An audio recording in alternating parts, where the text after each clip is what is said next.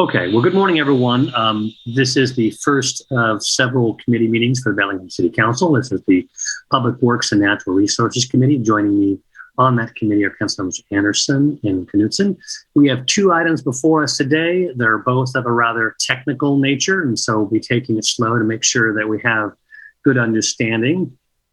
The first of those two items is a proposed ordinance renewing the Cascade Natural Gas franchise. Cascade Natural Gas maintains a network of natural gas pipelines within city rights of way, pursuant to its franchise agreement with the city.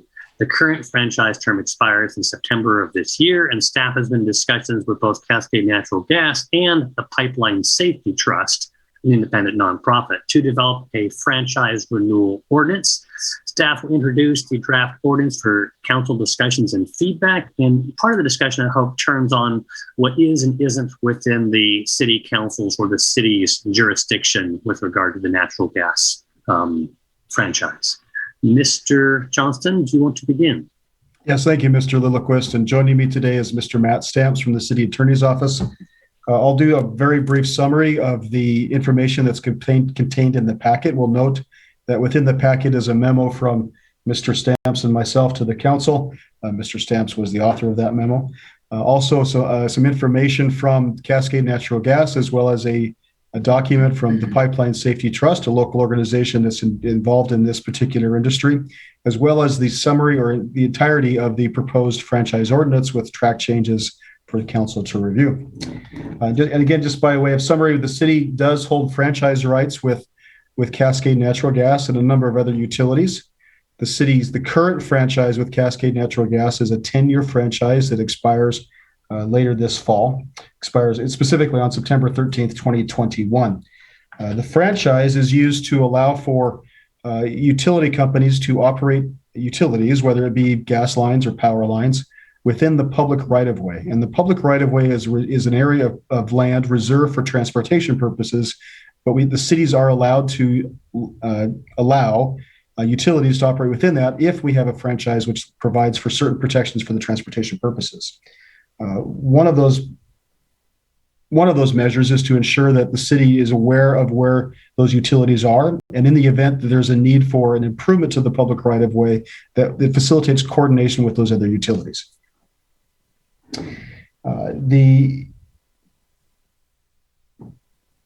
In accordance with the Bellingham Charter and the Municipal Code, there are certain things that are required for these franchises, and Matt can talk more specifically about those. However, I will note that the franchise is an agreement and an ordinance, the ordinance required by the code and by the charter, but as a contract and an ordinance, it requires the agreement of both parties. So it's kind of a unique situation. So the city is in both a negotiating and a regulatory standpoint. However, the franchise requires both parties to agree to the franchise. One of the specific questions when it comes to the Cascade Gas franchise is the question of safety, and much of the topic related to safety is described in the Pipeline Safety Trust memo, and refer to that as well. Specifically with this Cascade Natural Gas franchise, there are 4 or 5 things that are of particular note to staff and for the council for discussion.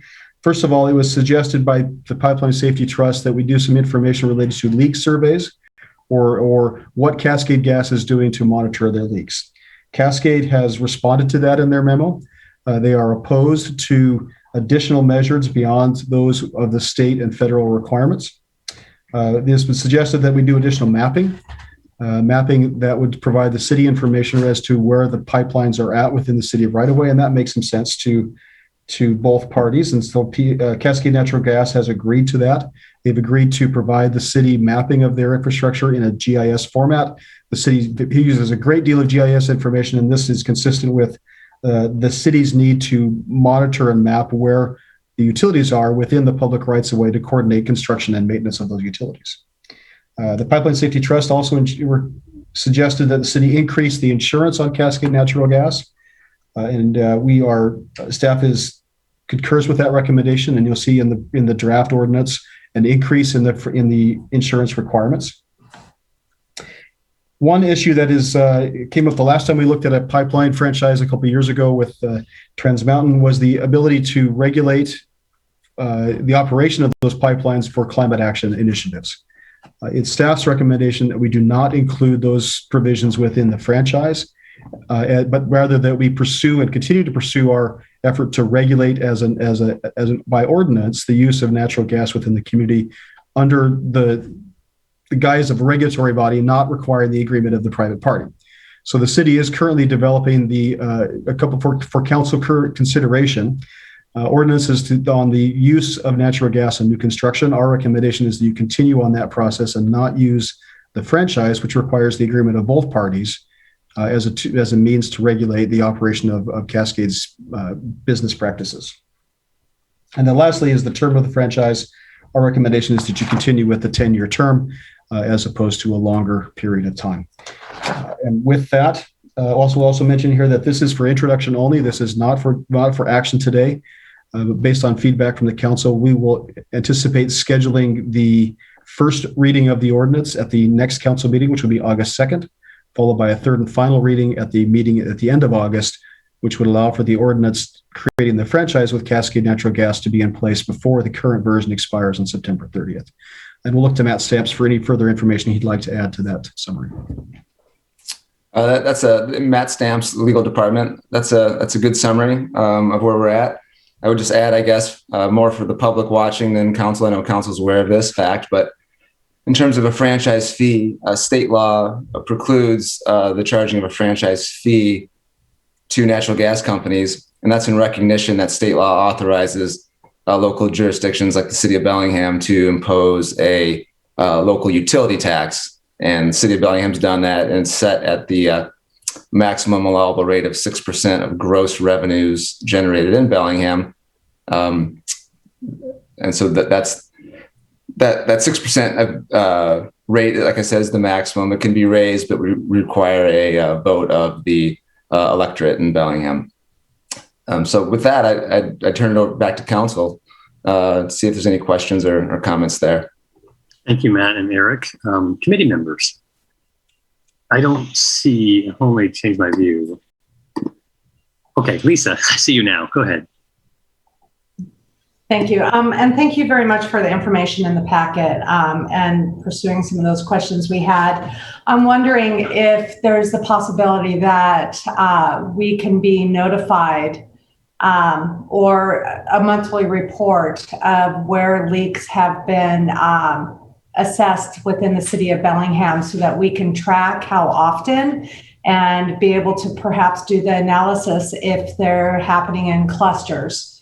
I've known people who work for the company and they spend time going through doing analysis with monitors to look for leaks. But I would really kind of like to know from a public safety standpoint how often those leaks are being found in commercial or residential areas. And I know that they have that data because they are doing the checks. So it would be really wonderful if we received a report so that we can help track that too. I appreciate that input. Matt might help me with this answer a little bit. And I think Cascade does have a representative on the call today. I think that's Mr. Alan Spector is here. He might be able to shed some light on that particular question as well. In Cascade's response to the city in writing, which is included in the packet, they defer largely to reporting to the state and federal agencies as required. And they largely defer on extending that reporting to the city of Bellingham. So we presume that any request beyond what the state and federal agencies require would likely not bear a lot of fruit. Mr. Johnson, could you describe what the state and federal reporting is on leaks? You know, I'm not as familiar as that as some other folks might be right off the top of my head here. My knowledge on this is pretty limited. Matt might be able to have some more information than I would. I think he just kind of froze up there a little bit. Matt, are you here to answer that? Does the committee have an objection to hearing from Mr. Spector? So, Mr. Spector, if you can unmute and just confine yourself to that specific question. What are the state and federal requirements for leak reporting? And, you know, could the city be similarly notified? I have my colleague, David Gutschmidt, here today. He's our regional director. And I believe he has the best answer for that for you. It looks like he may only have hand raise functionality right now, though. I've promoted him to panelist. He should be joining us in just a moment. Perfect. I appreciate it. So if there's no objections by the committee, Mr. Gutschmidt, could you go ahead and unmute yourself and just answer the specific question? What are the state and federal requirements for leak reporting? And could the city similarly be notified? Sure, thank you. Can everyone hear me and see me okay? I was having some technical difficulties. Okay, so from a federal perspective, we're regulated by PHMSA, and we are to report all leaks that are either open or repaired within the calendar year to PHMSA. The state also gets a copy of that report. In addition, the state of Washington passed Bill 2518, I believe in 2020, which requires us to report emissions from leaks and locations of leaks in our system. So, Mr. Johnson, is that sort of information that we have requested from Cascade Natural Gas as part of this franchise agreement? Again, Mr. Stamps probably best to answer that question. That was a topic of discussion, and I would turn to Mr. Gutschmidt for his response as to what that would, how that was responded to. And with making that request, as you'll see in the information packet, the response was referenced to the regulatory agencies as to where that information would be submitted to. Ms. Anderson, you want to continue your questioning? I just see value in being able to monitor that. I'm not too sure who that report would go to, but I think it's really important if, there's a big difference between 10 leaks a year and, 300 leaks a year, knowing the level of safety within the community. And then perhaps how much has been leaking would be also important. We know we've had the tragedy here in Bellingham, but in other municipalities, there have been major leaks that have led to explosions, and there's been leaks in households too. And I would like to have a firmer handle on the frequency and level of that type of hazard in our community. So I would hope we could request to have that report also CC'd into the city and have it go to leave it up best to the city who might be best to be able to track that, whether it's Public Works or someone in health and safety.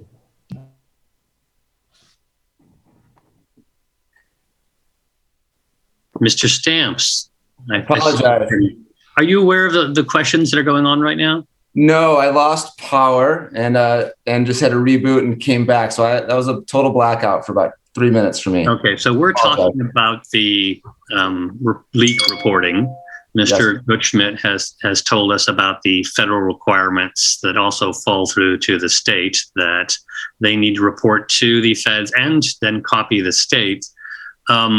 Have we asked just for a copy of that report? And is that what CNG is declining, or did we ask for something more extensive from Cascade Natural Gas?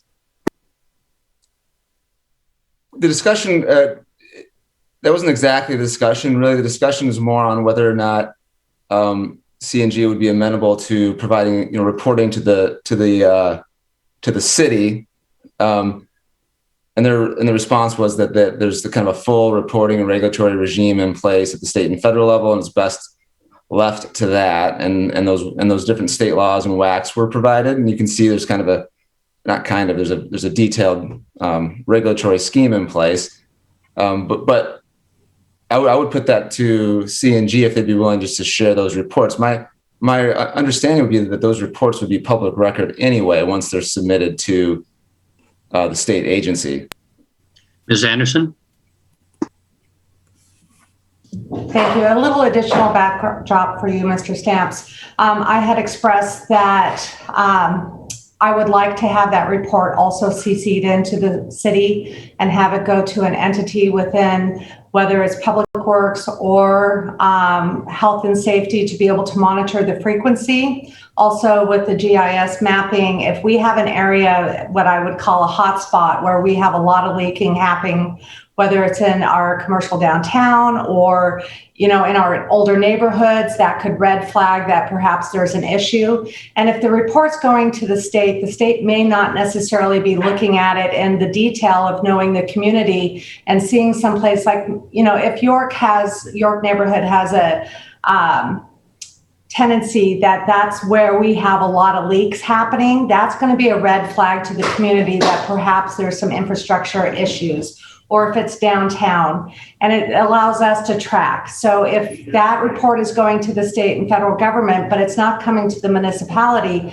to me, if we're not taking a look at it, it's not doing us any good as far as really being able to see on the ground what's happening in Bellingham itself. It may not red flag to the state if they're not looking at the comprehensive viewpoint of where the leaks are happening.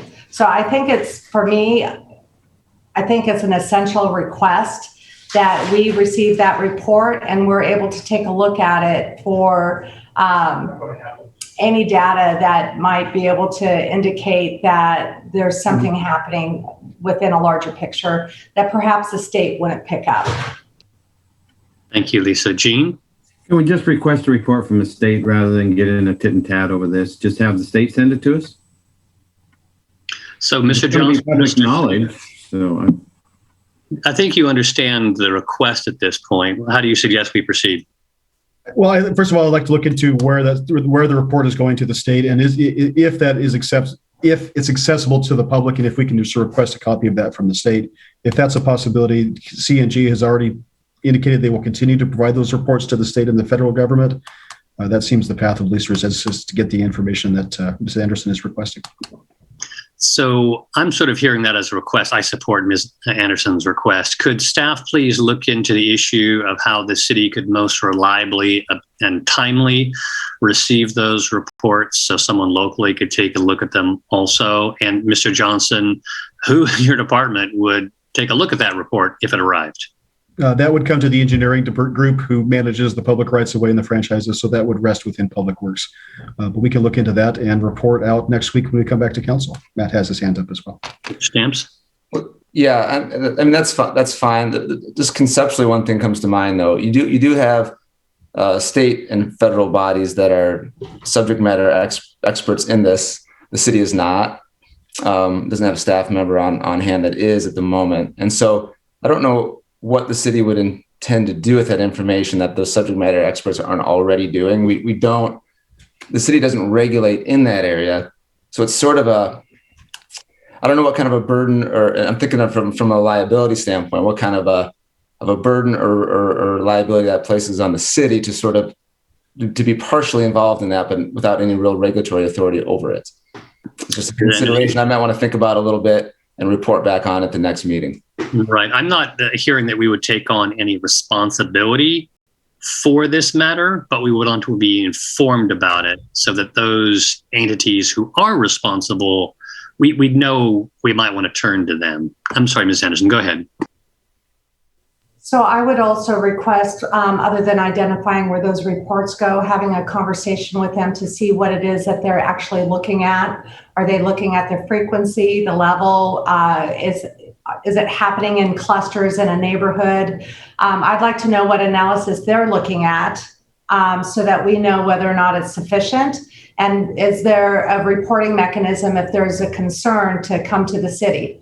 I see it as if we take a look at it and understand what the report is and what the state is looking at. If we don't see any tremendous anomaly, that's great. But if we do, then we know that we can contact the state and say, we have a concern. Can you look further into this? So it's just another set of eyes locally, not necessarily to be responsible that, we have to understand everything about it, but take a look at the matrix of what it is the state's supposed to be looking at and seeing if it's sufficient for our community. And if not, if we say this is what our areas of concern are, and I'd be happy to work with those engineers and tell them what my concerns are and what I've heard from other people, then if those things do manifest, then we kick it back to the state to look at it further. and let them hold the responsibility and liability to make sure that we don't have a burgeoning issue in the community that is unsafe. So, Mr. Johnson, I think you have some direction about what we'd like you to look into. It might be nice to get a copy of that report, have your engineers look at it, and they can kind of tell us what value they see in that report, a real world example. We will take a look. And and just to be clear, those reports are submitted to the Washington State Utilities and Transportation Commission. So we're very familiar with that particular group. That group does have a pipeline safety division. And it is their responsibility to follow up on that, whether that's coming from a city or any citizen of the state of Washington. That's where those reports are being submitted to. So we'll follow up and get more specifics as to what they do. Once they receive those reports. That's what I do not know. I mean, I don't know what the state does with them. We certainly know that where those reports go to and are engaged with the UTC. But we'll follow up and get some more information for next Monday's council meeting. Okay. I have another issue to bring up. Gene, do you have something you want to discuss? So in there, the staff points out that this is a contract as well as a kind of a regulatory document. And because it's contractual, there's some things that it's probably not best to try to accomplish inside the contract. In particular, it has to do with clauses that may deal with the city, and for that matter, the state's goals on climate change. And staff is recommending that we pursue them by different means. Can we have someone speak to that? What in Mr. Vidania's office or in some other part of the Public Works or the mayor's office is looking into that other non-franchise possible activities? Are we just simply talking about the ordinance being developed that has to do with natural gas for building heating and for hot water heating, or are we talking about something more? Well, Mr. Lillquist, Renee LaCroix is on the call as well. The council, you recall, did direct the staff to develop the ordinance to do restrictions on new buildings with natural gas, and that is currently underway. So working with the planning department, they are looking to, they're a little staff resource constrained right now as we're seeing a massive influx of new building permits coming through their offices. So they are looking to add staff to help us move through that, but that's largely focused where our efforts are right now is looking at ordinances that might regulate or control the development of new natural gas connections within the city of Bellingham. And that is still in progress. We'll state that for the city, that as generally as a practice, and we're seeing this in the new building here at Pacific Street, as well as other facilities that we're looking at, that city's buildings will also be all electric. So as a matter of policy for buildings that the city is building, we'll look at that. We're also looking at elements inside the city where the city is participating in construction costs in some of our low-income housing projects to make inroads into those projects as well, to try to use the city's money as leverage to move those projects more into all electric as opposed to natural gas. So a couple of three things that are working on right now. Both the ordinance that's being developed that looks at new construction, with both then city policy for buildings that we're working on, as well as funding opportunities where we're providing funding partnerships with other entities as well. Renee, anything to add to that? Eric, Renee, how are things going? Anything to add to that? No, that was a perfect answer. The only thing I would clarify is that the new codes that are in development are focused on commercial and multifamily residential. We don't have the ability to focus on single family residential at this point. Okay. Any further discussion on this matter? Seeing none, we'll go on to the next item. Hold on, please. The next item is a discussion of the Post Point Resource Recovery Project, the project status, and in particular, a discussion of contaminants of concern. The Post Point Resource Recovery Project continues to advance with development of the facility plan and pursuit of low-cost funding opportunities. Today, this is an update. It is an overview of the Resource Recovery Project, a summary of the benefits of biosolid application, regulations governing biosolids land application, and risk considerations. We'll be hearing from Kirsten McDade with Resources, and she'll have a presentation on contaminants of concern. And city staff and the project team will follow with a second presentation also on contaminants of concern, the project history and next steps on the project. Both presentations will help inform a conversation about the common goal of protecting public health. And in particular, I think at the end, I'd like to have a discussion on what sort of testing regimes we might want to help us decide about the level of risk. So, Mr. Johnson, should we go first to Ms. McDade, or would you like to say something first? Well, I just like to thank Kirsten for coming today. She's done a great job in putting this presentation together, and just have a short introduction for Ms. McDade, if I might. Kirsten McDade is the Pollution Prevention Specialist at Resources, a local environmental nonprofit organization. While Kirsten is passionate about protecting the environment, particularly where she lives, she also has a background in science and science education, and has approached this problem much like a research thesis. She has read as many research articles as possible, reached out to the various experts in the field, attended biosolids workshops, and collaborated with other community members and organizations. The presentation that she will give is the result of these efforts and collaboration. In particular, special thanks to Sierra Club members Darlene Schanfeld, Rick Egerth, and Judith Akins. And with that, I'll turn it over to Kirsten to share her screen. Thank you. We're really pleased to have you here. Thanks so much. I'm going to share my screen now.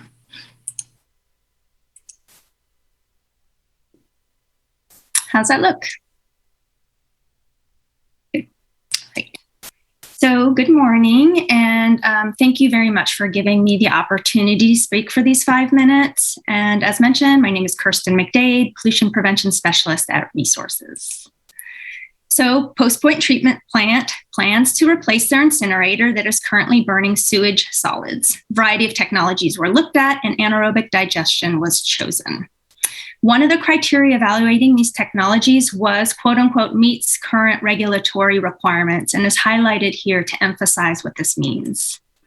So current regulatory requirements. Well, the EPA 503 sludge rule and the Ecology General Biosolids Permit are based on science from 50 years ago, when we did not fully understand the chemical makeup in biosolids, nor did we have nearly the amount of chemicals we do today, exemplified in this graph here.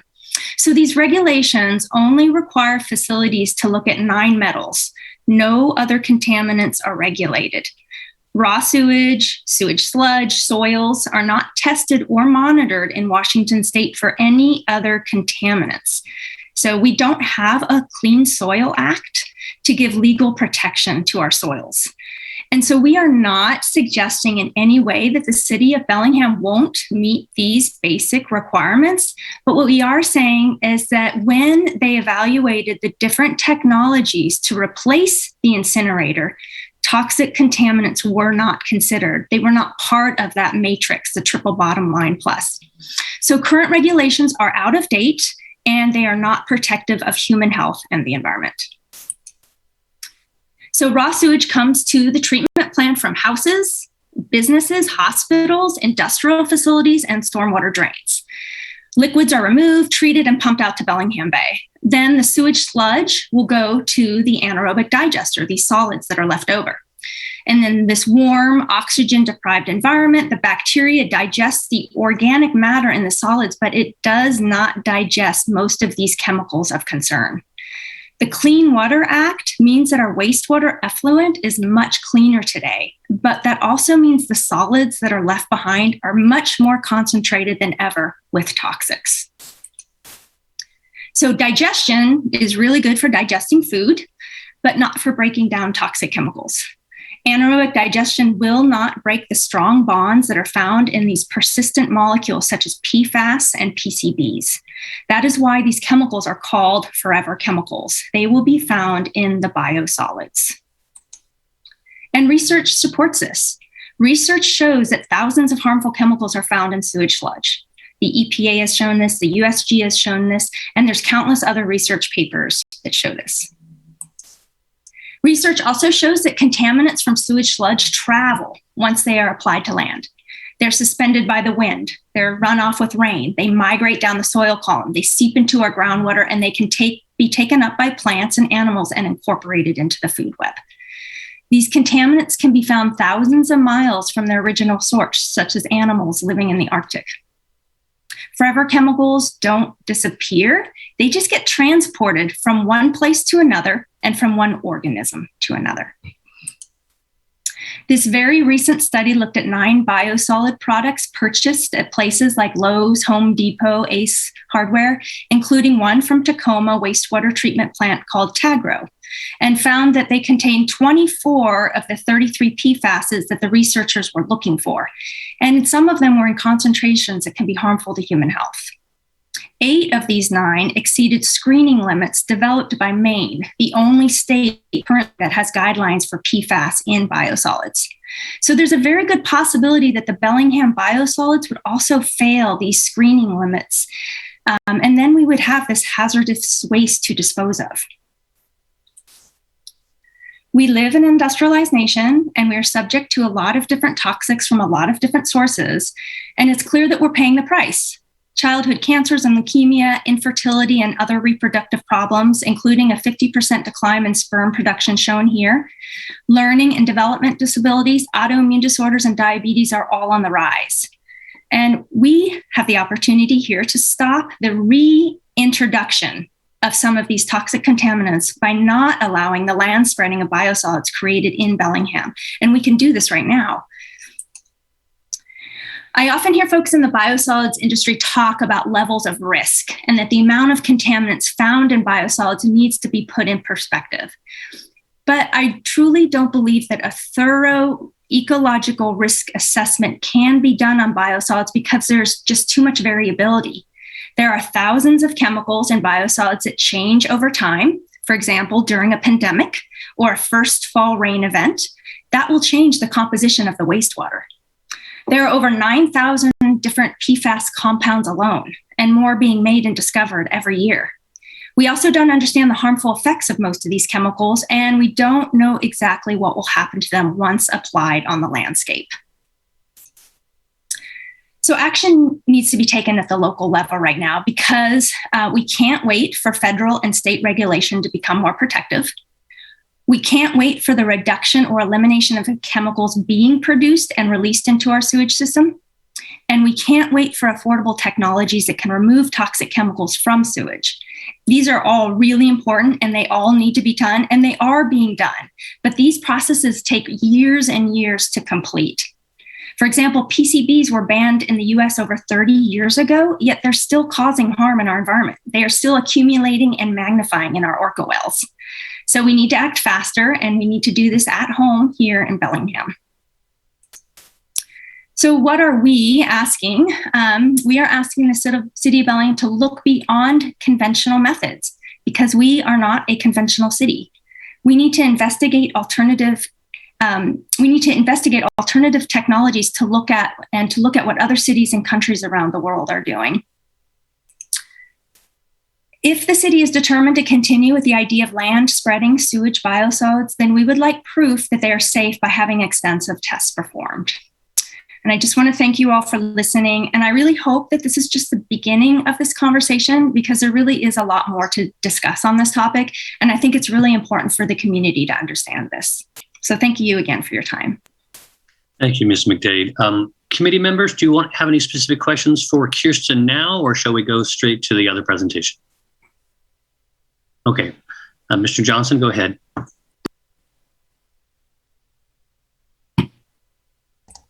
Thank you, Mr. Lilliquist. Kirsten, there you go. Thank you very much. So right off the bat, really appreciate Kirsten's approach on this. And in broad observation, if I may, we agree that we as a community have long invested in our community values and protecting public health and the environment. And the observation that the number of chemicals produced in the United States that is largely unregulated is that needs to change. Absolutely, 100% agree with that. The health effects of chemicals that are present in our society is a substantial problem that we as a community need to help address. So we are very much in agreement on that, and very much in agreement in the need for a conversation about how we approach this particular question, whether it's as today's conversation kind of gets narrowed to a PFAS conversation, because that's fairly easy to get to, but the conversation can be much broader from that. Our impact on our public health and the environment is something that we as a community, as we as staff, as a city organization, all place great value onto. And if I might just kind of drive that point home, this is something that City of Bellingham has been concerned about for some time, meaning public health and the environment. And we've been leaders in this area for many, many, many years. And we can point to a number of very specific things that get to that. First of all, in recent months, the single-use plastics ordinance, right, where the solution to plastics is elimination from the source is a place to start. And go back further in time to the single-use plastics ban ordinance that also put that into place. We can look to the City of Bellingham Pharmaceutical Take-Back Program, which removes pharmaceuticals from the wastewater stream that started in the City of Bellingham and was broadened out into all of Whatcom County. We can look back to the 1990s and early 2000s, where the City of Bellingham was a leader in removing of lead pipes from water services within the city, where now that has largely become a requirement. That was done by the city voluntarily back at the time. We look into the AIS program. We can look to the HIP program, a number of different things where the city has been leaders in trying to minimize our impacts onto the environment and to protect public health. And our utility rates reflect that. So the council recently in the last year approved a rate increase and a new facilities plan for the surface and stormwater rates that's intended to remove pollutants from the stormwater system, as well as improve our aquatic resources. So we very much agree as a community, we agree as a city staff, we agree as a city organization that the need to protect public health and the environment is critical to what we do. And our utilities and our rates that we assess our customers are reflective of those values. As it comes to Post Point, before we get to our presentation, just a little bit of a history of Mike. So let's go back to 2007 timeframe, when the city did an update to our facilities plan. And that facilities plan looked at largely the wastewater treatment plant being at Post Point. As part of that, it was identified that we needed to make an upgrade to that facility to increase our capacity on the liquid side of the processing side of the house. And that was addressing our ability to remove what's called BOD, or biological oxygen demand, which is the strength of the wastewater. And that project was moved forward, and in 2013, 2014, invested about $50 million into upgrades at Post Point.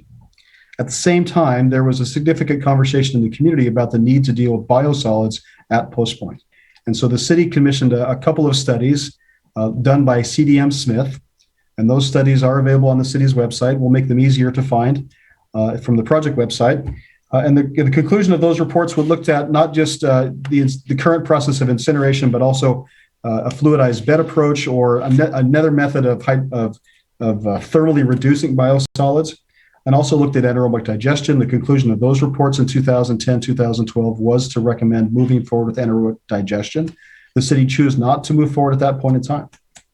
In 2015, 2016, as we were wrapping up the liquid side of the stream of the process at Post Point, we began to look more so intensively at the biosolid side and the incinerators, the age of the incinerators. And the incinerators were constructed in the 1970s in a period of time which was largely looked at what's the cheapest, most effective in terms of efficiency of operations, and cheapest way to get rid of what was termed at that point as a waste product.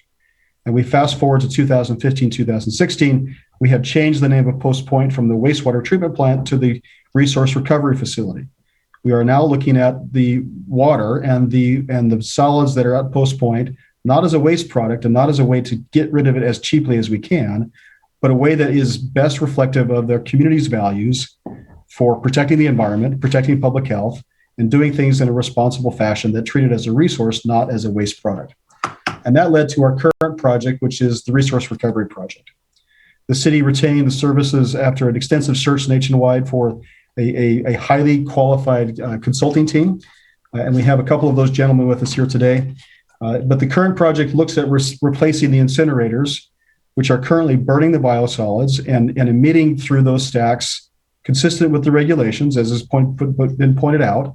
Those are regulatorily compliant, but PFAS is going through those incinerators. And so those incinerators are discharging those products into the atmosphere currently. We need to stop that. Those incinerators are not doing anything with energy recovery. We need to stop that. We need to find a different way to deal with the resources that are coming through the plant in a way that reflects our values. So currently we are, so we started the Biosolids Resource Recovery Project in 2016, 2017 through a number of open house and community outreach efforts. It was all an extensive review of the various options. Brown and Caldwell did provide some recommendations, and the council reviewed those recommendations as well as the research that led to those recommendations. Council directed that we proceed forward with the anaerobic digestion with producing a renewable biogas for energy systems, and that results in a pretty substantial benefit to our climate action plan. Currently, we are developing the upgrade to the facilities plan, which gives us the submittal to the Department of Ecology and a report which then says Ecology then approves for us to move forward. We're working on design plans. We have submitted as of last week an application for funding of the project, and we are moving forward in the next couple of weeks on an RFP for consideration as to what use those biosolids could be put to beneficial use at some point. And with that, I'd probably best for me to turn it back over now to Tad Giesbrecht, Steve Krugel, and Mike Thornton. If I could just very quickly introduce them. Tad is the project manager with Corolla Engineers. He's got more than 23 years of experience in the wastewater industry, largely focusing in the Northwest. He's been on this project since the beginning and has extensive knowledge as to where we're at. You've seen Tad before at a couple of presentations. Also, Steve Krugel. Steve is the lead senior technical advisory for the Post Point project. He's a senior vice president with Brown and Caldwell with more than 44 years of experience leading wastewater projects and specifically in the biosolids industry. And lastly, Mike Thornton, who's a new staff member, our new project manager with Brown and Caldwell. He's a senior director and program manager with Brown and Caldwell with more than 23 years in the wastewater industry and has managed over $2 billion worth of programs in this area. So with that, I'll turn it over to Tad to take us through a number of slides.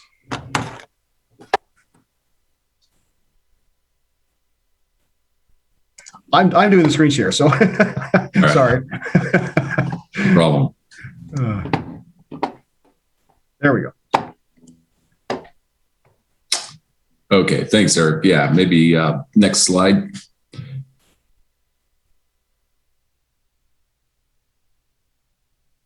Okay, so this presentation is geared to just give a quick overview of the project. A lot of this information has been presented already, but I think it'll be helpful to give context to the last three bullets there around a broader overview of biosolids, the benefits of biosolids, what regulates biosolids, and some considerations for risks.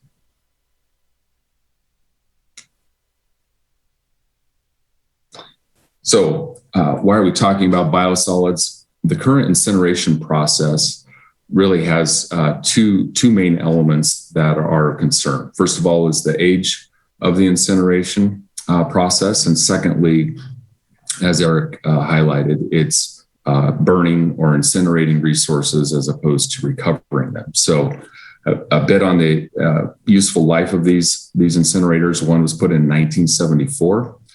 So it's getting up there in years, and the second one in 1993. So as a result of this, these incinerators, which are basically mechanical pieces of equipment operating at very high temperatures, are starting to show their age, and as a result, expensive to repair and maintain.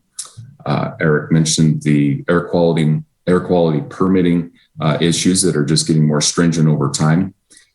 And as a result of all of this, just poses more of a reliability and redundancy risk to the city should one of these units go down.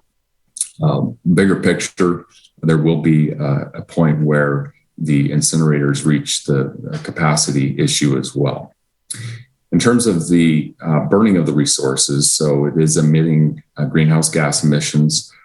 Last calculation was equivalent of about 800 cars on the road per year. We'll talk a little bit more about that as compared to digestion, is emitting pollutants, metals, and so on. And in the end of this process is basically ash, which is headed to the landfill. So as Eric highlighted, the city took this as an opportunity to take a step back and not just go ahead and replace incinerators in kind, but pause and look for the best alternative that aligned with the city goals and values. And the climate action plan was a pretty central document to guide those decision processes. So if you look on the lower left of this graphic, as we just talked about, with the current incineration process, you have basically heat and ash that's leaving that system. So what the city wanted to do is take a hard look at systems that could recover resources. And so moving towards something more on the right, lower right there, of recovering energy and the inherent nutrient value of the biosolids. So high level guiding principles in our process was to produce renewable energy, reduce greenhouse gas emissions, and recover resources. To accomplish that, worked with the city to establish a selection process, which is really just a two-step process to work through this to get to a preferred alternative. The city did not want to go into this with preconceived notions about what would the right solution be, but instead, as the graphic on the right there indicates, look at the world of alternatives and go through a process to screen those down to get to the preferred option. And so step one of this process was to take that world of alternatives and apply pass-fail criteria to it to get to a short list that we could then subject to a more rigorous triple bottom line plus approach and spend more effort on the shortlisted options. So triple bottom line plus would be financial, financial, environmental, social, and then the plus part is technical.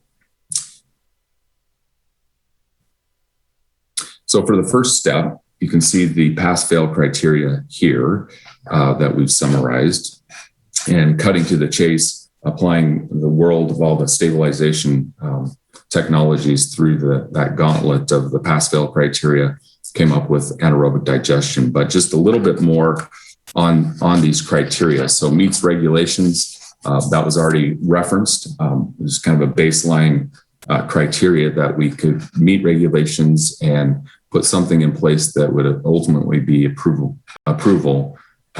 approval by the regulatory bodies. Also included it being a proven process. And this was primarily around the core stabilization technologies.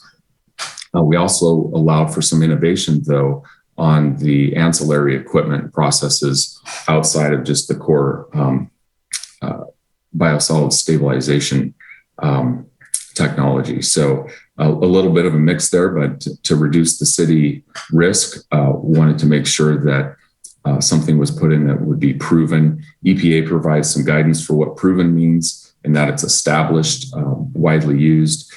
But then we applied some other criteria as well as it related to the size and scale of a post-point facility. Reliability was getting at making sure that whatever's put in has at least one reliable end-use place we can take the biosolids and doesn't require any sort of special importing of materials or other things to make the process work. So in other words, didn't want the whole chain to be set up that if one piece of it goes away that's not in the control of the city, the whole thing would shut down. Safe working environment, that was primarily around looking at addressing if it required special licensing or if it required use of hazardous chemicals or steam to run the process. And so weeding those out to protect the plant workers. Meets climate action plan, that was simply around reducing greenhouse gas emissions relative to the current practice. And then making sure that we take the inherent nutrient and energy value in those biosolids and use those beneficially.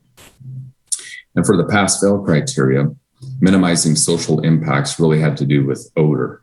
Once we got to the triple bottom line plus evaluation, there were some other elements of the social impact that came into play, but for the pass-fail, it was primarily around odor. So this next slide, you can just see the world of options that we did look at relative to the criteria that were applied to those, and I'll give you a sense of what criteria eliminated which stabilization technology. So Won't go into all these in detail. A couple of highlights, though. In most cases, the proven and meets climate action plan criteria eliminated these from consideration. Just going quickly down the list, thermal hydrolysis wasn't deemed to be proven, uses steam, so not a safe working environment. Aerobic digestion didn't meet the city's climate action plan. Lime stabilization had a number of criteria didn't pass. Lagoons did not meet the action plan in terms of greenhouse gas reduction or reusing the nutrient and energy value. And then the odor impacts related to lagoons was accounted for in the social impacts. Pretty similar for raw solids composting. Incineration did not meet the city's action plan in recovering the energy and nutrient value. And also we looked at, in order to make this, there are some additions you could add to incinerators to recover energy. But to do that, you'd have to add a system that uses steam. And so that's why that scenario was did not pass the safe working environment criteria. These last four, gasification, pyrolysis, hydrothermal liquefaction, and supercritical water oxidation, largely were weeded out because they did not meet the proven criteria and did not meet the climate action plan criteria. And in a lot of those cases, that was because it wasn't making use of the nutrient value. Next slide, please. So that was for the core stabilization technology. We also applied the pass-fail criteria to biosolids end uses. Same type of process, same criteria. And so looked at the world of at least categories of types of end use options.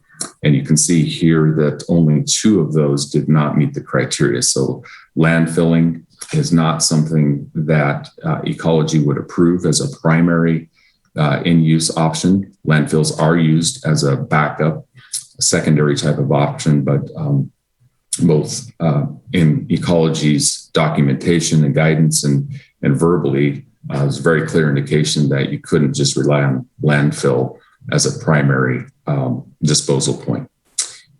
Also obviously does not meet the climate action plan in recovering the nutrient value or the energy value. The second one that was removed was dried fuel product. So you can use a dried product as either a fertilizer or as a supplemental fuel source. And so we looked at that. There's some consideration of that for a supplemental fuel source for like a cement kiln, but that's not something that meets the proven criteria that was set up. And also, in that case, does not make use of the nutrient value of the biosolids. So step 2, once we weeded things out from the step 1 pass-fail criteria, was to really link the city's goals very directly to the triple bottom line plus criteria. And so you can see the city's legacies and strategic commitments highlighted there. And on the next slide, show a little bit more detail of how we applied those. So for environmental, the legacy statement was healthy environment, financial, quality, responsive services, vibrant, sustainable economy, social, sense of place, safe and prepared community, and technical, quality, responsive city services. So within those, you can see a little bit additional granularity in establishing things that we really wanted to get to the heart of as part of the analysis. Won't go through all those, but obviously for environmental, it's a matter of reducing greenhouse gas emissions, recovering resources.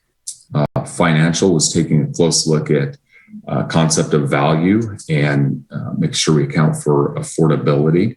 We didn't want something that was highly sensitive to a market that would sway the decision down the road, perhaps.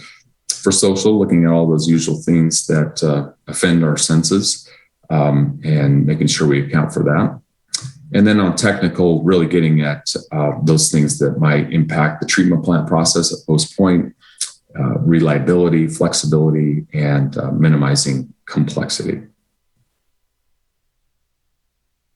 So we took the components that passed the pass-fail criteria and then packaged those up into conceptual options that we then applied this triple bottom line plus process to. So there were 4 conceptual packages that were developed that you can see there in this graphic. The first one, alternative 1, was producing a Class B biosolid and then land applying. Alternative 2 was a Class A digestion process and adding thermal drying on that. Alternative 3 was Class A with offsite soil blending. And option 4 was moving the whole thing, digestion plus the soil blending, offsite. So quickly, this offsite business, you produce a Class A product at Post Point. The state of that material isn't really conducive to beneficial use. And so there's an additional step of processing to add sand or wood chip or other things to make it more of a amenable product that you could use in either residential use or other land application uses. That's very similar to what Tacoma's Tagro process would look like, where there's recipes that they come up with to add these other things into the biosolids to make them more of a product that can be readily used. So you can see here, alternative 1, Class B versus alternative 3, Class A, with this offsite processing. We're pretty much neck and neck. Technically, though, alternative 3 scored higher. And as you can see, it was superior from an environmental standpoint. And then lastly, the reason it was selected as the preferred option was that going to Class A, although there is a slight relative cost increase to do that, really opens up many more options. So you're not just tied into a product, Class B product, that would likely be hauled to the east side of the state, but you have a Class A product that you can pretty much do anything you need to do with it within the regulations. So alternative 3 was selected as the conceptual option to move forward with. So from that, then the next phase of the study was to assess, well, what type of digestion? We're not going to go into that in this presentation today, but that was the next level of study. Also, what are we going to do with the biogas that is produced from an anaerobic digestion process? And then what are those other offsite uses that we can take and use beneficially? So that was in the next level of study. But in the end, Class A digestion was selected, plus this offsite processing. And then in terms of the biogas use, looked at cogen versus pipeline injection. And pipeline injection was superior to cogen, both from a financial and an environmental standpoint. So now it's a question, well, how did we do? We started off saying we want to adhere to the climate action plan goals with whatever we do. And so based on the planning numbers, these graphics give you just a snapshot of how we did. So on the left-hand side, you can see the city's CO2 emissions pie. Sewer utility is the majority of the emissions at 40%, and buildings, facilities second at 28%. So obviously the sewer utility is a great place to look if you're trying to reduce emissions. And this project, based on the initial planning estimates, was estimated to reduce the 40% chunk of that pie by 60 to 80%. So citywide, that's probably on the order of 25 to 30%, something like that, but a pretty significant bite out of that pie. On the right-hand side, a little bit more specifics on the greenhouse gas emissions. You can see the incinerator putting out about 4,000 tons of CO2. Can't quite read those units, but we'll just call it about 4,000 units. And then on the digestion, because of carbon sequestration and offsetting the use of carbon-based fuels, because we're injecting that pipeline, that biogas into the pipeline, actually swings it the other way. And so that total delta is about 1,400, 1,500 cars off the road per year equivalents. Then as far as fertilizer recovery, by going to this Class A product, it's equivalent to about 45,000 50-pound bags of commercial fertilizer that would be produced per year.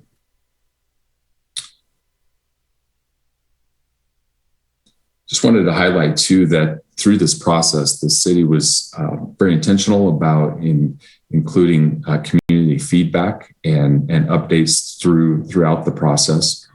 What we learned from this is that there was, first of all, general support for moving away from incineration. Nobody indicated that they thought, yeah, that's a good long-term strategy for the city. So good support for moving away from incineration.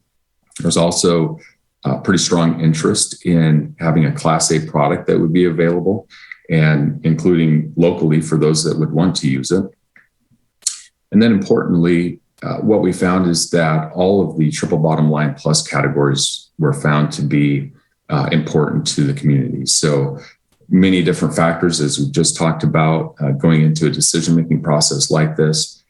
But in the end, not any one particular factor was found to be so important that it would warrant a weighting or ranking type of process. So in effect, those 4 triple bottom line plus categories were basically given equal weight as part of a balanced decision-making process.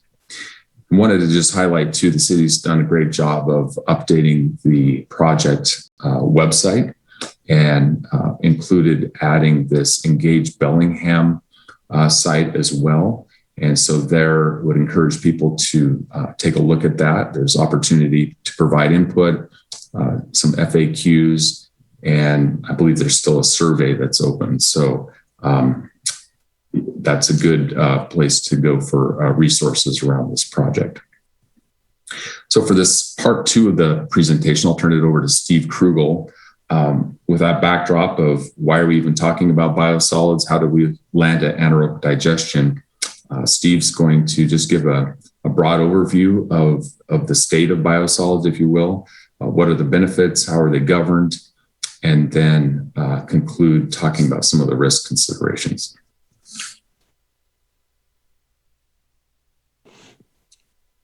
Thanks, Tad, and good morning, everybody. Can you see me and hear me? Yes, we can. Okay. Yeah, we want to start this morning, as Tad pointed out, the remaining utilization options after that process of screening and TBL analysis were basically all land application options. And there's a number of ways that we can land apply and beneficially use the biosolids. 3 of those, just basic agricultural land application, which is very commonly used here in the state of Washington and across the country.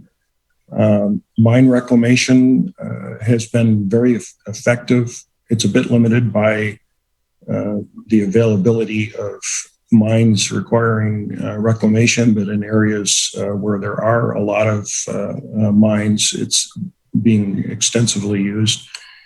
Biomass production, where the entity that has the biosolids actually is, in most cases, owns a piece of property and raises a crop that's used for biomass, such as willow coppice or cottonwoods used for paper production has been used. It's not very widely used, but has been used.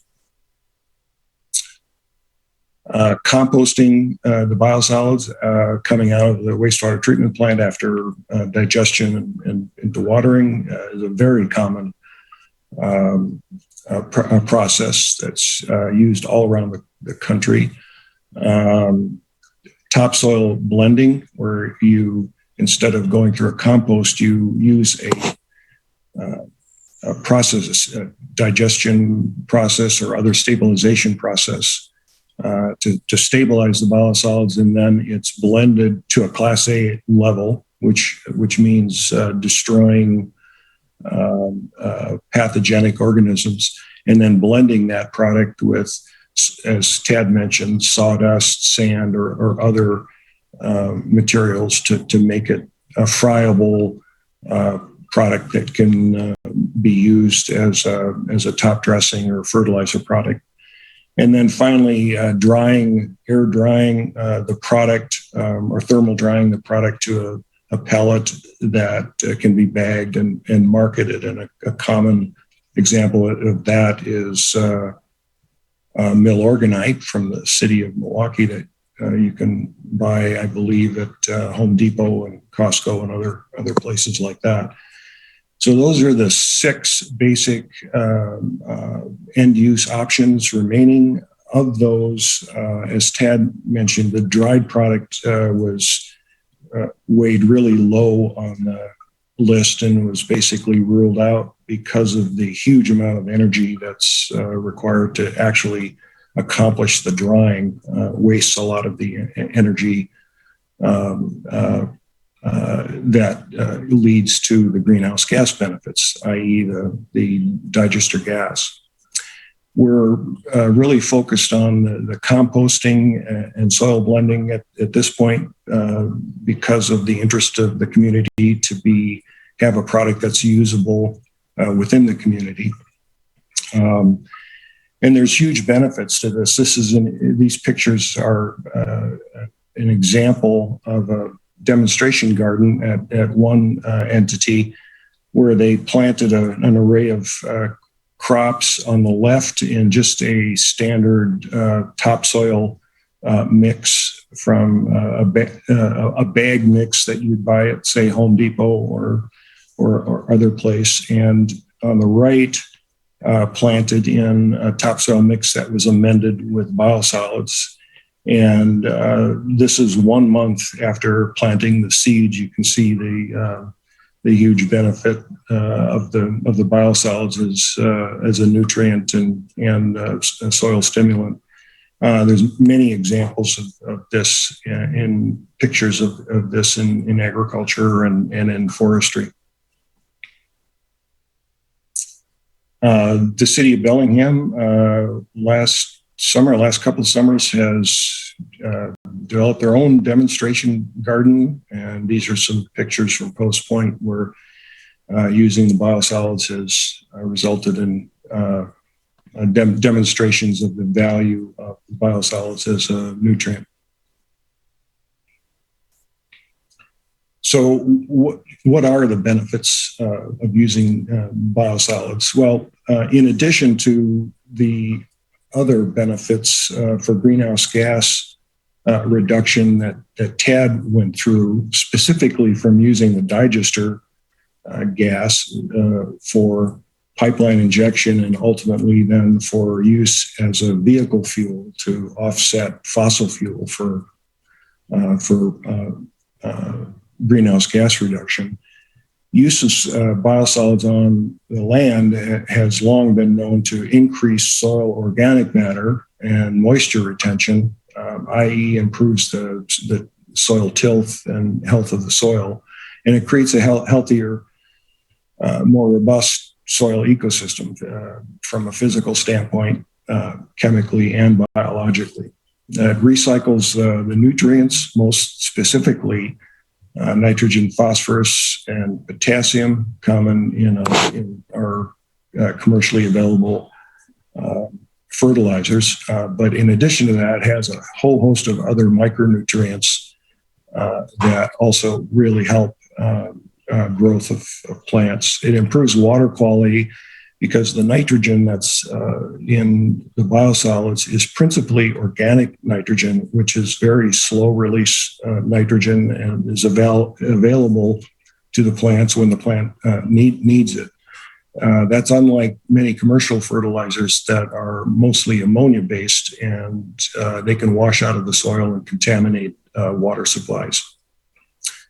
Biosolids has widely been proven to improve crop yields and quality, and it reduces or eliminates the need for commercial fertilizers, which saves a lot of energy and reduces greenhouse gas because natural gas is used to produce commercial ammonia-based fertilizers. And it totally, and it has an additional benefit of increasing carbon sequestration in soil, which also is a big benefit for greenhouse gas emissions. So what are the regulations that govern biosolids land application? First of all, next slide, please. In the state of Washington, biosolids use is regulated by the Department of Ecology, and they follow and enhance requirements that are set forth by the federal regulations and the U.S. Environmental Protection Agency.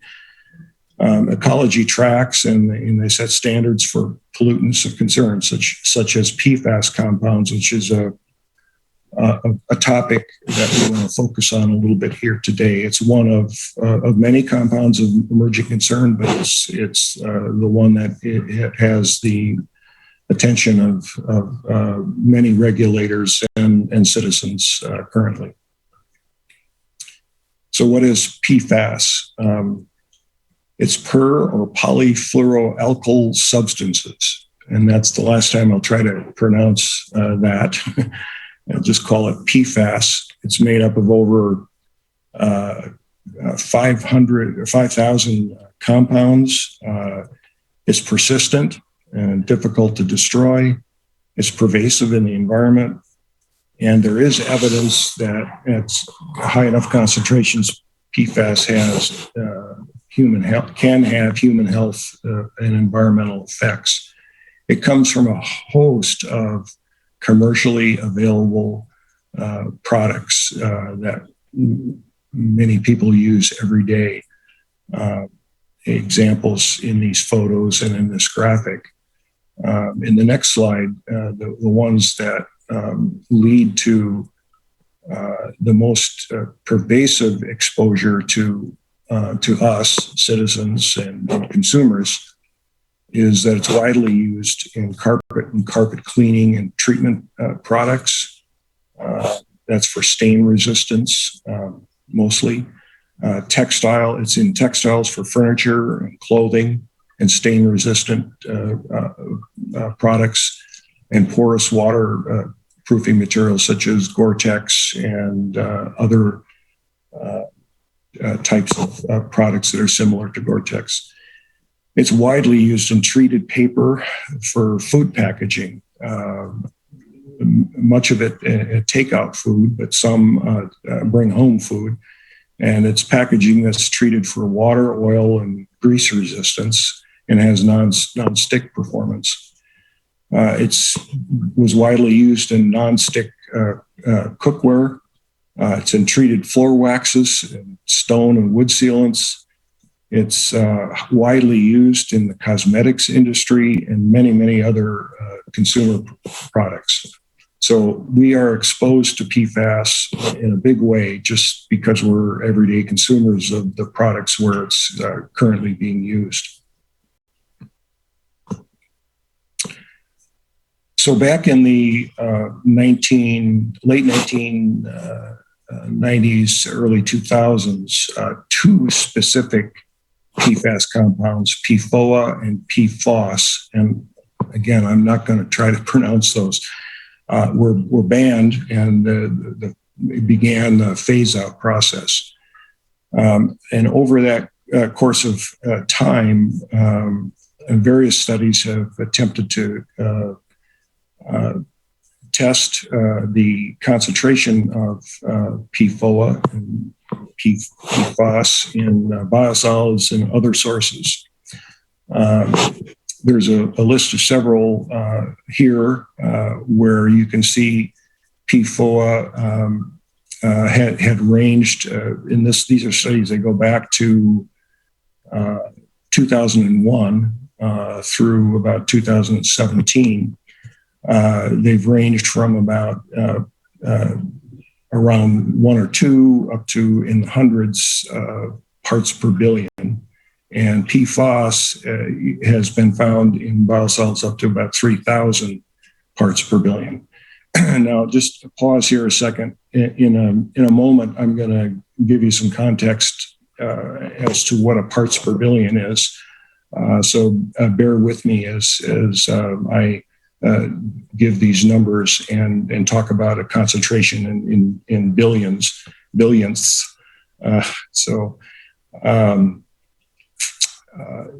So moving on, other sources have also been tested. If we go back one slide, I just want to finish up one point. There's other sources. Also, organic waste has found PFAS up to around 35 parts per billion. Dust in daycare centers has been found in the hundreds for both PFOA and PFAS, and that's likely from carpets and children's clothing, which are treated for stain resistance and fire retardants.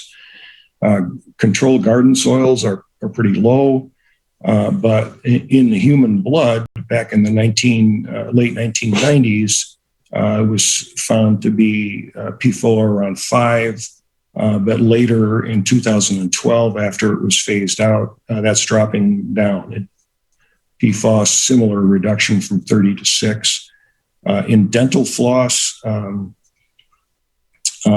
16 parts per billion for PFAS. You can read the numbers, 17 in chocolate cake commercially available, and cosmetics has really, really high concentrations. Now, one thing I want to point out here, when we're looking at concentrations in biosolids, every one of these reported studies is using a slightly different analytical technique to come up with this concentration.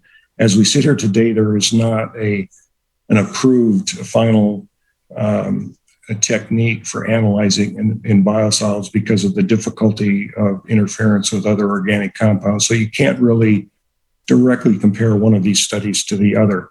Both EPA and a number of agencies are working on approving a final biosolids analytical technique. Next slide. So this is a study that came out recently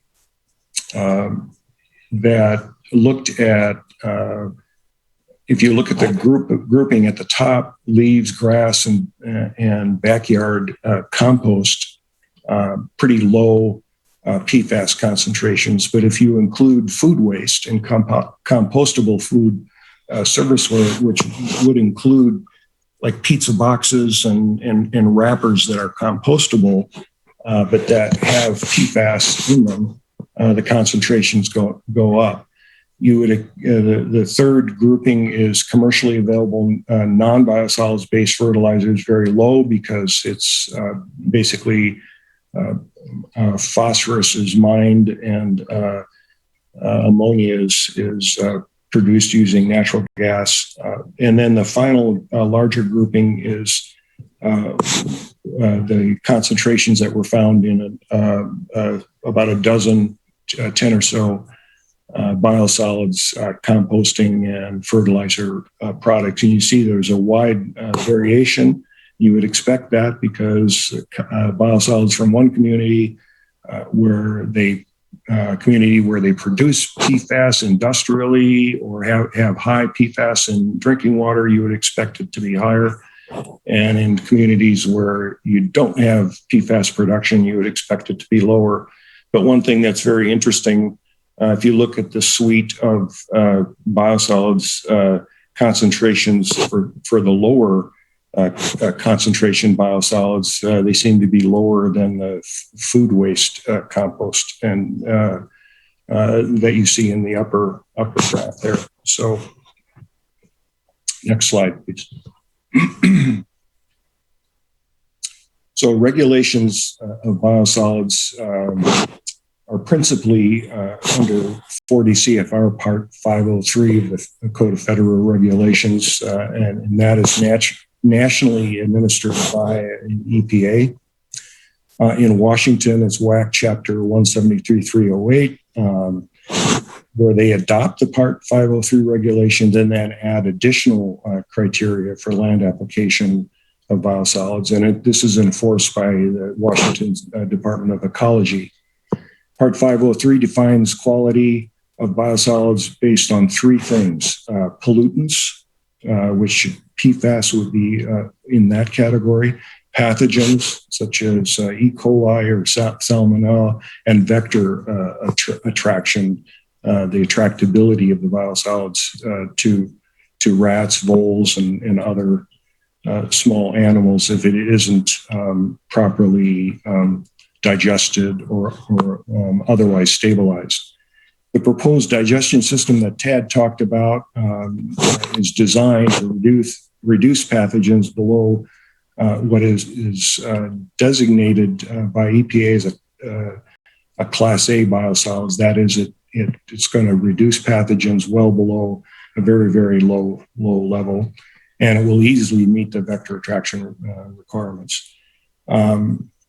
The Part 503 regulations and ecology currently regulate 9 compounds of concern, and they're all metals. And they're listed here: arsenic, cadmium, copper, molybdenum, mercury, and things of that sort. Next slide. In the 1970s, when the Part 503 was promulgated, the EPA conducted extensive multi-pathway risk assessments to look at a host of compounds. They started with an initial list of 400. And I might add that these risk assessments and assessment of the pathway for exposure looks at the most exposed individuals. So that would be like a child eating biosolids directly, or biosolids workers who work with it every day. So they look for the what's the pathway that somebody could actually be exposed to it, and then secondly, what's the concentration that person or category of people would be exposed to, and then finally, is that a risk to their health? And they came up with 9 that the 9 that I've mentioned that are important. This analysis has been updated several times by EPA, and it's been reviewed twice by the National Research Council, who found those standards were protective of human health and the environment. And by the Clean Water Act, the EPA must review the biosolids regulations every 2 years, and they have been doing that. They are currently working on this PFAS, which is the compound of concern that you hear most about in recent years. And they're validating a procedure for analyzing it in biosolids, as I mentioned earlier. They're also beginning to look on a risk assessment for PFAS to set standards in biosolids if they're required. And that's expected to be completed in 2022. And EPA currently recommends monitoring PFAS and implementing best management practices if it's found in high concentration. And best management practices are things such as source control. If there's an industry that's discharging to a wastewater treatment plant, pull the industry or pre-treat the industry to pull the PFAS out. Next slide. Again, as I said, in Washington, the Department of Ecology is responsible for regulating biosolids, and they're teamed with the Washington Department of Health Management and have been creating a PFAS chemical action plan. This process began back in 2016. There's been a number of updates of their plan. and it was released to the public for public comment in May of this year. It's a phenomenally comprehensive document, over 400 pages long, and it covers the chemistry and analytical methods for PFAS. What are the sources and uses, the fate and transport of that PFAS, environmental occurrence, toxicology and health. And it has sections on biosolids, regulations, and the economics of trying to control PFAS. It's a very comprehensive action plan. Next slide. These are just high-level summaries of the principal CAP recommendations. Number one, they want to ensure drinking water is safe. And if you go to the CAP plan, there's a list of actions that they're taking on drinking water safety. They want to manage environmental PFAS contamination. So if they find contaminated sites, or they find industries that are producing or heavily using PFAS that are discharging to the environment, they want to control those. They want to reduce PFAS in consumer products. And there's a number of initiatives along that line, similar to how PFOA and PFOS were initially controlled in the late 1990s, early 2000s. They want to understand and manage PFAS in wastewater, both municipal and industrial landfills and biosolids. Next slide.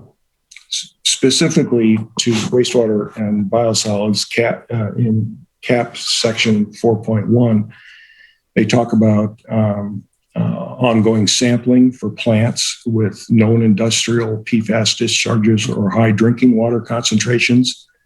They are working on identifying industrial discharges of PFAS. And based on those results, we'll develop monitoring rules for some or all domestic and industrial discharges. For biosolids, there's some definite information gaps right now, preventing them from doing a risk assessment, principally because there isn't a validating testing protocol. So number one is get a testing protocol, and then they've recommended studying and monitoring of biosolids around the state and evaluating exposure pathways. They've suggested that because of the current data gaps, that it's premature to change the rules for biosolids management. So as we sit here today, they're in the process of developing this program.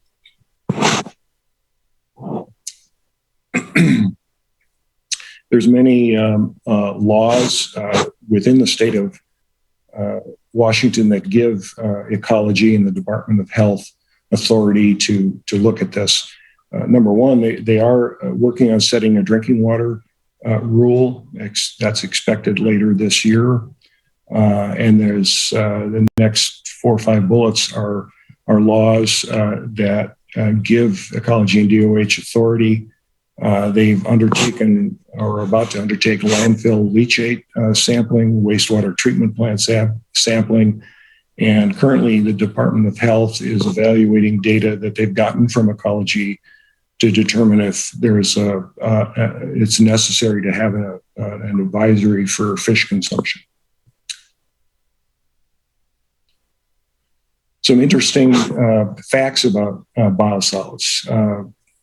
55 to 60% of biosolids produced in the United States from municipal wastewater treatment plants is used on land. That's even higher in the state of Washington. 85 to 90% of it is used on land in the state of Washington. When you apply biosolids at agronomic rates, that is a rate which provides the appropriate nutrient load to the plants you're growing, it is diluted 100 to 200 fold in the soil. And lastly, Bellingham, we've tested, the city of Bellingham has tested their biosolids, and we've compared it to the criteria set up by the US EPA and adopted by ecology to be deemed an exceptional quality biosolids. And Bellingham is very low in the current pollutants that are controlled, and its biosolids we project will be well within the exceptional quality designation. Next slide. So some risk considerations. I promised I'd talk a little bit about parts per billion and parts per trillion because as I go through some of these slides that are generated by other studies or other individuals, we jump back and forth from parts per trillion to parts per billion. Well, a part per trillion is equivalent to 1 drop of water in 20 Olympic-sized swimming pools. A part per billion is about 1,000 times more concentrated than that, but in terms of time, 1 part per trillion is equivalent to 1 second in about 32,000 years. A part per billion is equivalent to 1 second in about 32 years. So it just gives you some perspective on the minute concentrations that science is able to detect in the environment and therefore is beginning to use in some of these instances. Next slide. So this city back in, I think this was 2008, 2009 timeframe, the city of Bellingham's wastewater was tested for PFAS, and levels of the 14 treatment plants in the state of Washington that were tested, Bellingham's was the lowest concentration of PFAS in the 50 to 60 parts per trillion range. Bellingham is on the far left of this graph, and this included wastewater treatment plants all across the state, from King County to Spokane, and you can read where they are. At 50 to 60 parts per trillion, the concentration in Bellingham's wastewater is below the current EPA drinking water advisory standard of 70 parts per trillion. Next slide, please. So what other things are known about PFAS in Bellingham? Well, Bellingham's drinking water supply, Lake Whatcom, was tested and was found to be non-detect for PFAS, which is really good. We checked through the industrial discharges to the Post Point plant, and we found no known industrial discharges in the high risk category for use of PFAS. So we don't think it's coming into the treatment plant from any industrial sources. And as I mentioned on the previous slide, Post Point was the lowest wastewater concentration of the 14 sample plants in Washington and below the EPA drinking water advisory level of 70 parts per trillion. Next slide. I mentioned that PFOA and PFAS were banned and began phasing out in the early 2000s, late 1990s. And you can see two time frames when it was tested in biosolids. This slide is courtesy of Dr. Sally Brown from the University of Washington, who's an expert in this arena. In 2001, PFOA was 12 to 70 found in a suite of biosolids, and in 2017 it was 1 to 15. So it's slowly coming down in concentration as they're being phased out. But there is still legacy concentrations out in the environment. Next slide. This slide, again, courtesy of Dr. Sally Brown, units are in parts per billion. The different colors are years of analysis of PFAS in women ages 16 to 49 in their blood serum. And it's the median concentration. It is found. It's back in the late 1999, 2000, PFAS was up close to 25 parts per billion in women in blood serum. And you can see as the colored bar on the far right is 2014. So as the reduction of use of PFOS, PFOA took effect over that time frame. The level of blood serum concentration has been reducing. But as you can see, it hasn't yet gone to zero. There's still legacy exposure, but it is being reduced. Next slide. So in summary, biosolids from Post Point is projected to be classified as exceptional quality based on EPA's criteria for the pollutants that they currently regulate. Bellingham's drinking water supply is non-detect for PFAS, and Post Point wastewater was the lowest of 14 sampled wastewater treatment plants in Washington and is below the drinking water advisory level by EPA. There's no known industrial discharges in the high-risk PFAS use categories to the Post Point plant. The Department of Ecology for the state of Washington, along with the Department of Health, have a very comprehensive chemical action plan expected to inform rulemaking where required and to reduce PFAS use. Ecology has the ability and an intent to regulate uses if the risk is too high. In other words, they could, if biosolids was found to be a high risk, they could restrict certain crops or things of that sort. The local biosolids product that we're contemplating here, the use of that product would be totally voluntary, and the product would have clear instructions on its safe use and regulations. Next slide. And in further summary, the main sources of PFAS exposure that you and I have as citizens and consumers is household sources and consumer products. Wastewater treatment plants do not generate PFAS. The concentration that you find in wastewater and in biosolids is reflective of consumer exposure, unless there is a significant industrial PFAS contributor to the wastewater.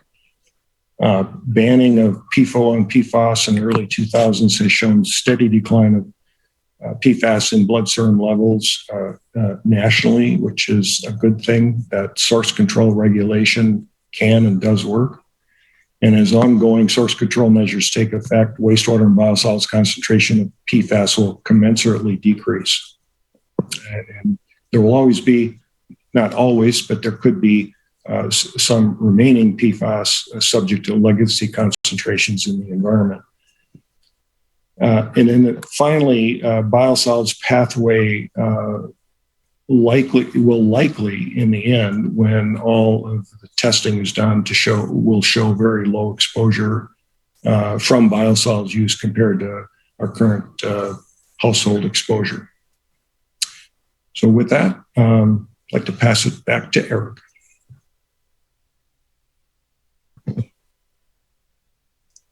Thank you, Tad and Steve, for that rather lengthy presentation. I'm sorry that was so dry, but I felt it was important to get some information out there to put things into context a little bit.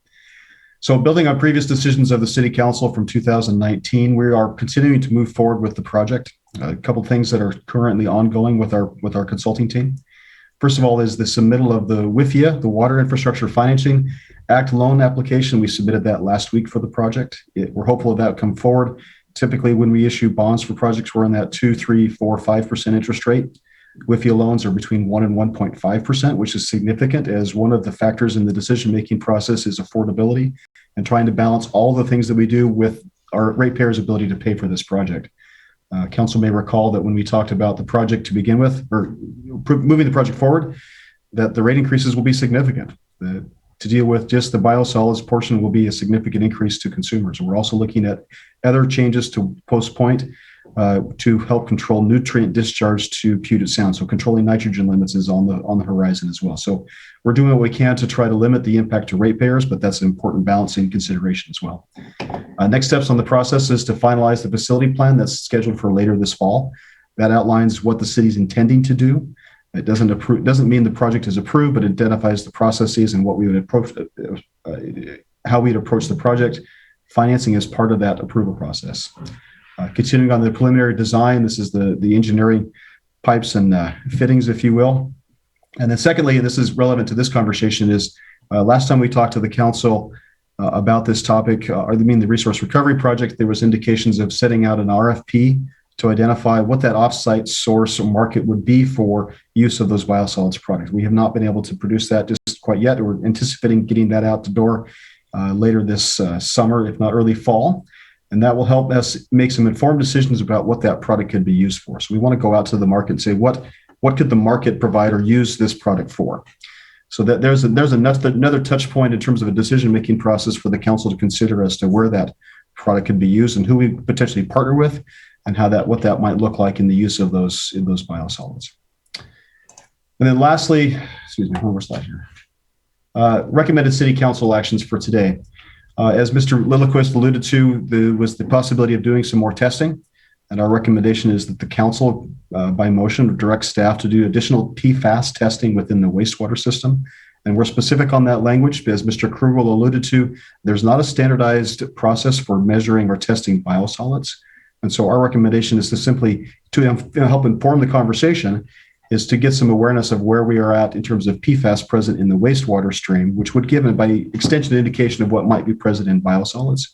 As was in the presentation earlier, we did some testing in the late 2000s, 2008, 2009 timeframe that indicated that we were fairly low on the scale for PFAS presence, and we do not have any indication of a point source pollution source, and we know it's not in our drinking water. So just an indication of awareness of where the PFAS is in the city would be of benefit to know. So we're recommending that council still direct staff to proceed forward with that. The cost of which would likely be fairly minimal. We would probably absorb that into the existing operating budget, but we would look into that. And if there were a need to come back to council for more budget authorization, we would do so. But we'd expect that the cost to do that would be fairly straightforward and absorbed into our existing operating budget. And with that, we are finally done and open for discussion and conversation, and appreciate your patience in going through all of those slides. Thank you. Thank you, Eric. Could you stop sharing your screen? Thank you very much. Committee members. Lisa, go ahead. Thank you. This question is probably for Director Johnson. So I do definitely support doing the study to kind of get an idea of how much is coming through our wastewater. But the biosolid, I would assume, would be a higher concentrated amount because there's more water going out than perhaps after the biosolids are generated into a product. Is there any way to be able to assess or guesstimate what that might transfer into a biosolid based on condensing of the material? So we'd have a better.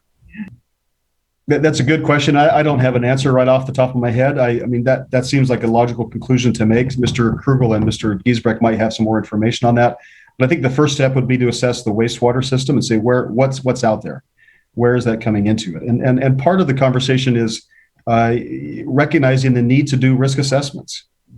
Unfortunately, the ability to do the risk assessment is well beyond the scope of the city of Bellingham's ability to do. So those are not a few $100s, but several millions and tens of millions of dollars to do the risk assessments. Because if there's a known quantity, and Mr. Krugel talked about the lack of a standardized testing protocol for biosolids, particularly. Without that standardized measurement, it's difficult to do the risk assessment as to what are the potential detriments to my health. What's the risk of me getting a more cancer or some terrible disease or the negative effects to my health by some quantity? And so it's a challenge in the regulatory world, as I understand it, to come up with that risk assessment without that standardized test. So the Department of Ecology is working on that. EPA is working on that. We certainly, as a community, as a city, can push EPA and ecology to do more faster. And that was something that we as a community really should support, right? Is that we want to see EPA and ecology doing more to control those pollutants. But I think that the question, first of all, is let's test the wastewater. Let's see what's out there. Let's benchmark that and then be prepared for that question as to if and when we can test the biosolids, how would we fit into that protocol that ecology might recommend for us to use.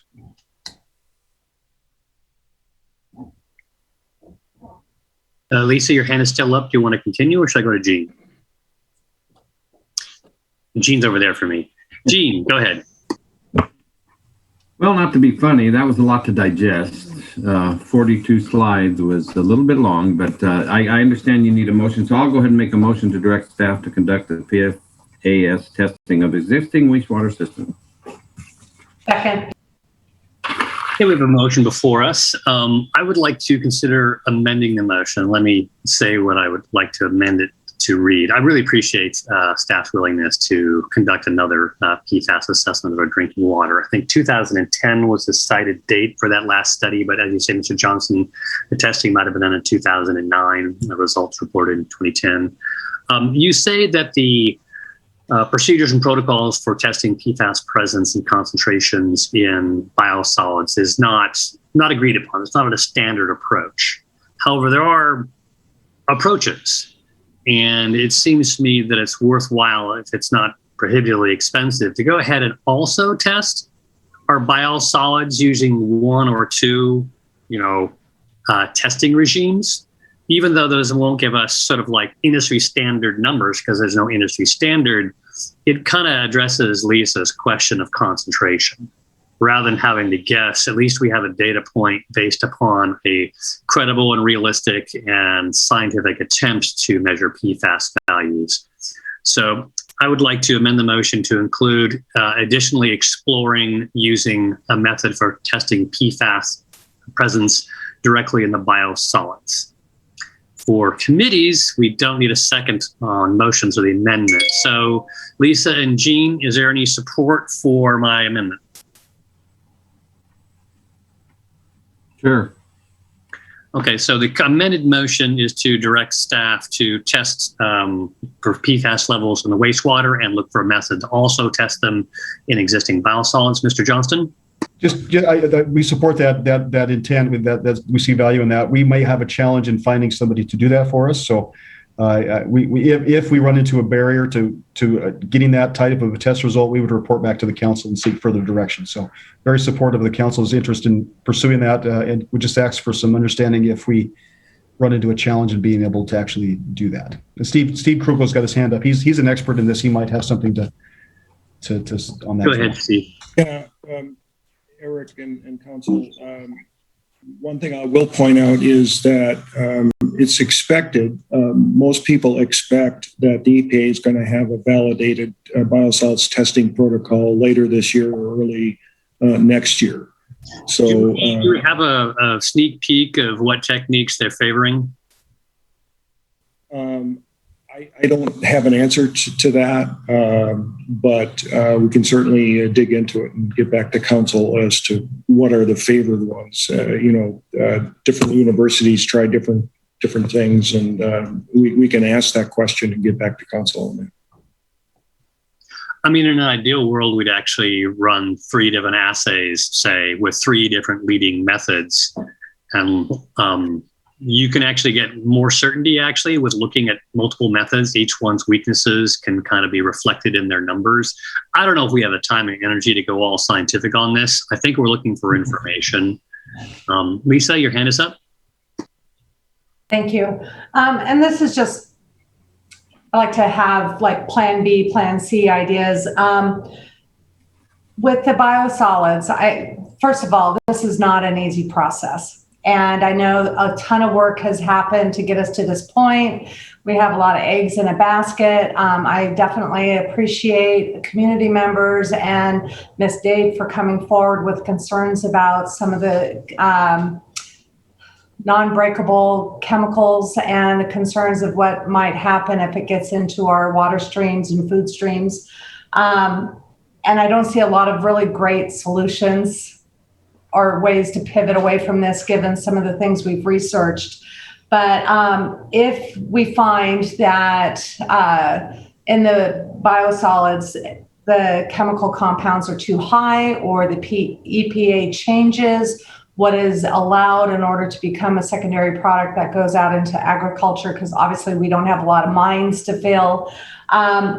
If this had to go to out towards Republic and go into landfill, how many tons would we be looking at per year that would have to be transported to a safer site for disposal? That's a good question, and then that the very technical answer is contained in the reports that are on the city's website. But for a very abbreviated answer to that question, I'll turn to Mr. Giesbrecht, who can give some context to both the quantity, tonnage, and what that looks like. In very brief, that we looked at that. What could we truck out the biosolids without doing the digestion process? And one of the social concerns is the sheer volume of trucks driving through Fairhaven area to manage that. And that was seen largely as a detrimental, in addition to the climate impacts. But Tad, can you give the specifics on the digested product? So if we go forward with this, and this is the route we're doing, and this is the product we have, if we find out that the product cannot go out, and then we have to dispose of it, because I'm assuming the biosolids may possibly be a larger amount than what ends up getting digested, because that would be more broken down. So I'm just wondering, 5 years from now, 10 years from now, we have gone this route and we find out that we can no longer use it as a secondary product to go out onto farmland and we have to dispose of it. What would we be looking at? Because we're not going to be able to pivot once this is built, not easily, to incineration. Tad? Yeah, a couple comments there. So currently the city trucks out, I believe it's about one truck, maybe a little bit over that per week of ash going to the landfill. So with digestion, which would be hauling a dewatered biosolid from Post Point, that's closer to a truck or two, and then as growth happens, maybe two, getting into 3 trucks per day of a digested product that would be leaving. And so then, as you're pointing out, it's a question of, well, where is this product heading? Now, if in the end, the product would be going to Eastern Washington, that's usually a Class B product, maybe not 100%, but in the manner that it's being disposed of over there, which is still a beneficial use, that's a Class B product. So whether it's Class A or B doesn't really affect the amount of trucking that's required. It's just how far you're taking it. So it would be, instead of hauling to some regional facility for this offsite component that we've been contemplating with a Class A product, that those trucks would just be driving farther, but it'd be about the same number of trucks. Steve Krugel, you might have some additional thoughts there, but. Yeah, well, it would, let's use landfilling as an example. If we couldn't go to beneficial use with land application, landfill would be a backup disposal method. And so I think we had estimated, and you can't landfill raw undigested biosolids or unstabilized biosolids. So you have to stabilize it first, dewater it, and take it to the landfill. And I think our estimates were and I don't have the report called up, so I can't give you the exact number, but I think it was like 2 to 3 trucks a day. A truck would be 10 to 15 tons. So that's kind of the ballpark that you're talking about. You're talking 10 years down the road, EPA designates, PFAS is too toxic to put on land. That would be an issue that 90% of the communities in the state would have to be dealing with. So there'd be a lot of demand for landfill space, but there is a host of other beneficial use things that could be explored after that, such as drying the product for fuel use or things of that sort. So that's a big what if. So. Community members? No, we're done. So I guess, I think we've got a $200 million plus decision to make that sets the course for Bellingham solid waste handling or sewage waste handling for decades to come. And I just I'd like to be as sure as possible, which is why I appreciate the testing. One of the difficulties is the EPA and state officials, apparently they're still in the middle of formulating their own risk assessment, their own tools, their own recommendations. They may not come until 2022. By then, we may be already committed. And I think that's what's worrying me. I've heard some reassuring information that we might be lower than many other jurisdictions in terms of our PFAS exposure, and that in the future, there'll be maybe better PFAS source control. In other words, PFAS uses may be sunsetted in consumer products. If it's sunsetted at its source, then there's less of it in our waste stream as well. So that's why I really believe we need some testing. But even so, I feel like we're in an unsure situation. I'm going to go ahead and call the motion, and we can continue discussion if there's any further need. All those in favor of recommending that we request staff to do additional PFAS testing, both in the drinking water and the biosolids, signify by saying aye. Aye. Aye. Okay, that motion passes. Mr. Johnston? Drinking wastewater, not drinking water, please. Oh, I'm sorry. In wastewater. Okay. Thank you. In the wastewater. We're already testing it in the drinking water? Yes. Okay. Yes. Ms. McDade, I know that you were part of a group that asked for increased testing. I think that probably meets part of your interests. But it seems to me you also requested a whole host of other materials be tested, some of which are tested, some of which are regulated, some of which I agree with, some of which I don't. What thoughts do you have about things we have not addressed in the motion we just passed? Hi, thank you. Flame retardants, PBDEs, PCBs, dioxins and furans, polycyclic aromatic hydrocarbons, microplastics, which actually can be tested locally. Western Washington has a lab that can do that. So those are on the top of other contaminants of emerging concern that would be good to look at. Mr. Johnson, what is the staff's current position on testing for those other toxins? Do we at any point test for those currently in the waste stream? And could we, as part of kind of the same due diligence? At the council's direction, we certainly could. We oftentimes say that we test according to what the regulations require, and we do that extensively. We typically don't go beyond that because that's for various reasons. But if the council were so direct, we would do as the council directs in those particular areas. I don't know off the top of my head what that would look like or what that would take or what protocols would be followed for that. I would say that we do not have a specific concern about those particular areas. We do think that the best way to deal with those types of things is not at the end of the treatment plant, but rather at the source. So particularly when it comes to like plastics, the council's direction on banning single-use plastics is a step in the right direction. A step in the right direction on PFAS would be ban it to begin with. So I think if there's a protocol and a method to do testing, we would not be opposed to that. I do not know what that would cost or what the implications would be. We would have to report back to council. Yeah, I think what you just said is quite true. Staff had time to think over the PFAS issue. You haven't had quite as much time to think over the other issue. I think it's worth exploring for the exact same reason that we're making a $200 and decades-long commitment, and to reduce the uncertainty that it would be nice to do some testing. It'd be nice to know how difficult it would be to do that testing. And finally, I kind of have a general critique of regulations. Doing just what's required of you, I think, is a pretty low bar, because those regulations are only set when there's kind of scientific consensus and good evidence that things are definitely bad.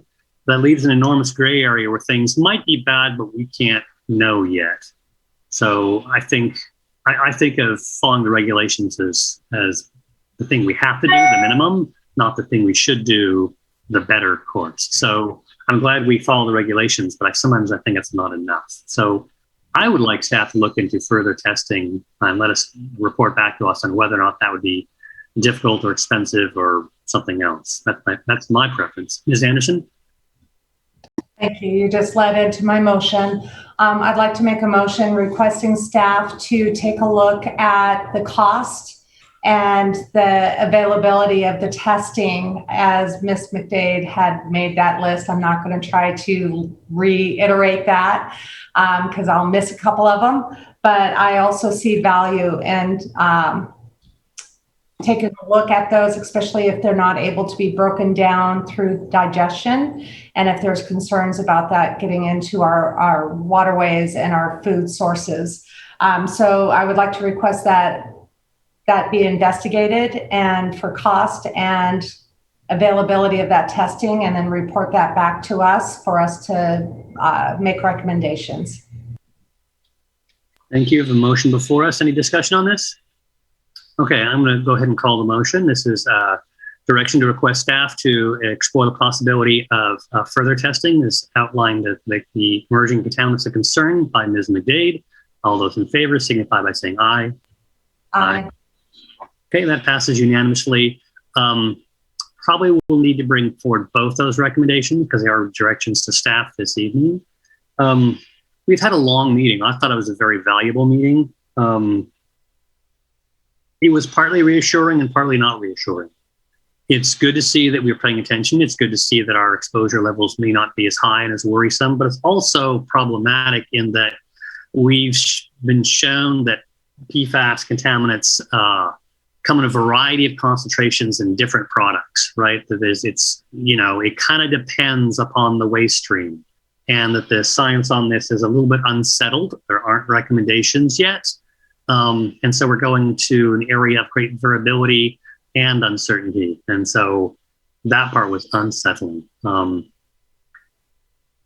Currently, staff is committed to going forward on the existing pathway. We've given no direction to do otherwise, and that work will continue. Just to make that clear, that we're not changing direction, but we are gathering information. Is there any further discussion on this?